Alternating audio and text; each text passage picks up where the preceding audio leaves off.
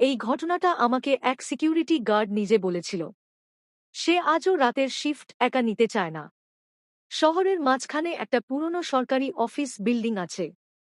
দিনে ভিড় থাকে, কিন্তু রাত ৯টার পর পুরো বিল্ডিং বন্ধ। শুধু গ্রাউন্ড ফ্লোরে একজন সিকিউরিটি গার্ড থাকে। ওই বিল্ডিংয়ের লিফট নিয়ে সবাই অদ্ভুত কথা বলে, কারণ অনেক সময় লিফট নিজে নিজেই চলে। সেই রাতে ডিউটিতে ছিল রবি। রাত প্রায় ১২টা। সে রেজিস্টারে সই করছিল, এমন সময় লিফটের ডিং শব্দ। ডিসপ্লেতে দেখাল ফ্লোর ৫। রবি অবাক। ৫ তলায় এই সময় কেউ থাকার কথা না। কিছুক্ষণ পর আবার শব্দ। ডিসপ্লে বদলে গেল। ফ্লোর ০। লিফটের দরজা খুলল। কেউ নেই।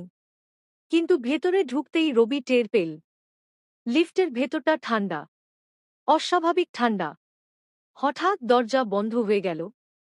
বোতামগুলো ঝিলমিল করতে লাগল। ডিসপ্লে দেখাল গোয়িং আপ। লিফট উঠতে শুরু করল। রবি চেঁচিয়ে উঠল, বোতাম চাপতে লাগল। কোনো কাজ হল না। ৫ তলায় লিফট থামল। দরজা ধীরে ধীরে খুলল। ফাঁকা করিডোর। কিন্তু সামনে একটা মেয়ের ছায়া দাঁড়িয়ে। চুল মুখ ঢেকে রেখেছে। পা মাটিতে ছোঁয়াচ্ছে না। রবি পিছিয়ে গেল। চোখ বন্ধ করল।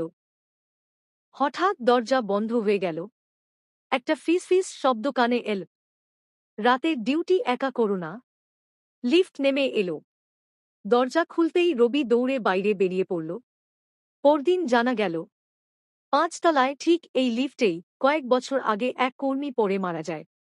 আজও রাতে কেউ কেউ বলে লিফট মাঝরাতে থেমে যায়, আর ভিতর থেকে কেউ কাউকে নামতে বলে।